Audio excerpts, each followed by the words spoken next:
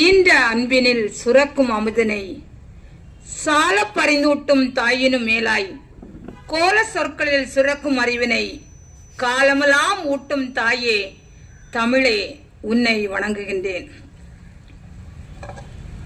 ஞாலம் இலக்கிய இயக்கம் மற்றும் கன்னியாகுமரி மாவட்ட வரலாற்று பேரவை இணைந்து நடத்தும் எல்லை போர் தியாகிகள் நாள் இன்று. இந்நிகழ்வில் கலந்து கொண்டிருக்கும் அனைவருக்கும் என் முதற்கண் வணக்கத்தை தெரிவித்துக் கொள்கின்றேன். எல்லை போர் தியாகிகள் நாள் 1954ஆம் ஆண்டு மறக்க முடியாத வரலாறு பதித்த ஒரு ஆண்டாக காணப்படுகிறது. 1954ஆம் ஆண்டு ஜூன், ஜூலை, ஆகஸ்ட் இந்த 3 மாத காலம் மொழி போராட்ட தியாகிகள் போராடிய காலம். அந்த போராட்டத்தின் காரணமாக ஆகஸ்ட் 11ஆம் நாள் புதுக்கடையில் நடந்த துப்பாக்கி சூட்டில் 9 பேரும், மார்த்தாண்டத்தில் நடந்த துப்பாக்கி சூட்டில் 2 சுட்டுக் கொல்லப்பட்டனர். போராட்டங்கள் நடத்தும் பொழுது அதை முன்னின்று தாங்கியவர் குமரி தந்தை என்று அழைக்கப்படும் மார்சல் நேசமணி ஐயா.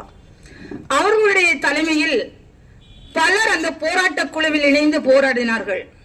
அந்த போராட்டத்தை எப்படியாவது தடுத்து நிறுத்த வேண்டும் என்று குஞ்சன் நாடார் போன்ற பலரை சிறையில் அடைத்தார்கள். பெருந்தலைவர்களை சிறையில் அடைத்தால் போராட்டம் நின்றுவிடும் என்று எண்ணினார்கள்.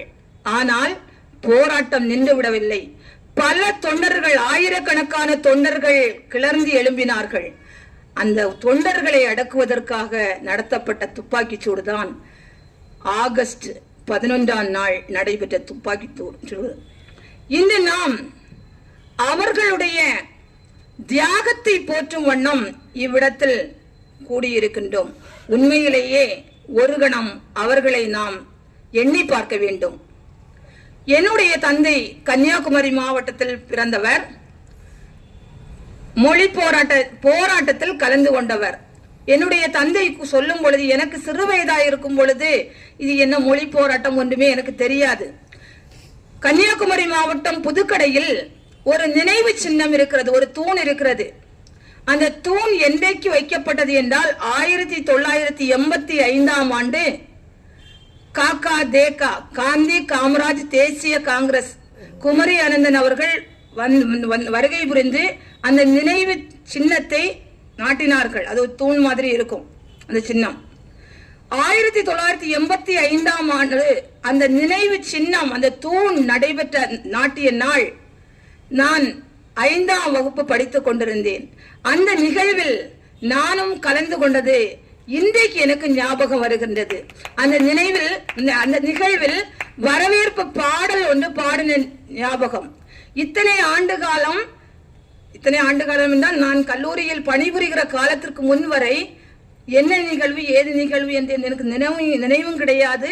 அதன் பிற்பாடு தான் நான் ஆராய்ந்து பார்க்கும் பொழுது என்னுடைய தந்தை கூறிய ஞாபகம் இருக்கும். தந்தை அடிக்கடி கூறுவார்கள், பல நாட்கள் என்னுடைய தந்தையார் உள்ளிட்ட பலர் வீடுகளில் தங்க முடியாது. அவர்கள் கொல்லைப்புறம்னா ஒதுக்குப்புறம், அந்த மரங்கள் காடுகள் எல்லாம் அடர்ந்திருந்த பக்கத்துல மறைவாக வாழ்ந்து வந்தார்கள். உண்ண உணவு இல்லாமல் வாழ்ந்து வந்ததை எல்லாம் கூறுவார்கள். மரவள்ளி கிழங்கு, பழங்கள் அதுதான் அவர்களுக்கு உணவாக இருக்குமாம் அந்த போராட்ட காலத்தில். ஏனென்றால் பெருந்தலைவர்களை எல்லாம் சிறையில் அழைத்து விட்டார்கள். இவர்களும் எதிர்த்து நான் என்னுடைய தந்தையிடம் நினைப்பேன், பல வேளைகளில் நினைப்பேன், ஒரு போராட்டம் என்று சொல்லும் பொழுது எதிர்த்து போராட வேண்டும், எதற்கு இவர்கள் எல்லாம் புறமுதுகிட்டு ஓடினார்கள் என்று. ஆனால் ஒரு சிலர் புறமுதுகிட்டு ஓடவில்லை என்றால் நிச்சயமாக எல்லாரும் ஆண்டு திரும்ப நமக்கு அந்த கன்னியாகுமரி மாவட்டம் தாய் தமிழகத்தோடு இணைக்கக்கூடிய சூழ்நிலை இல்லாமல் போயிருக்கும். ஆனால் மீண்டும் பலர் கிளர்ந்து எழும்பினார்கள். இன்று குமரி மாவட்டம் தாய் தமிழகத்தோடு இணைந்திருப்பது குமரி மாவட்டத்தில் உள்ள அனைவருக்கும் மகிழ்ச்சியை கொடுக்கிறது. அது மட்டுமில்லாமல் அந்த காலத்தில் என்னுடைய தந்தை பொதுப்பணித்துறையில் பணியாற்றினார்கள். பணியாற்றும் பொழுது அவர்கள் கேரளம் ஆட்சி புரிந்தது. அப்ப கேரள ஆட்சி புரியும்போது தந்தை அடிக்கடி சொல்லுவார்கள், தமிழ் பேசி வந்த தமிழர்களுக்கு கேரளா எந்த ஒரு உதவியும் செய்யாது. வேலை வாய்ப்புகளும் சரி, ஒரு விதத்துல முன்னுரிமை கொடுக்காமல் இருந்தார்கள். மலையாளிகளுக்கு மட்டும்தான் முன்னுரிமை கொடுத்து வந்தார்கள் வேலை வாய்ப்புல எல்லாம்.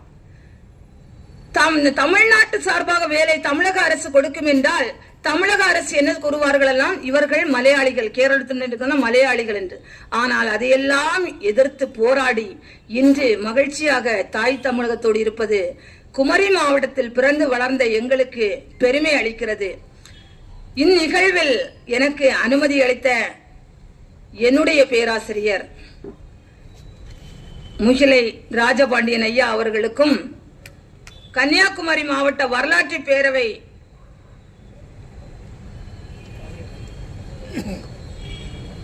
இணை செயலர் தலைவர் நடராஜன் ஐயா அவர்களுக்கும், இணை செயலர் பெருமாள் ஐயா அவர்களுக்கும் மற்றும் இந்நிகழ்வில் கலந்து கொண்டு இருக்கும் அனைவருக்கும் நன்றி கூறி விடைபெறுகிறேன். நன்றி, வணக்கம்.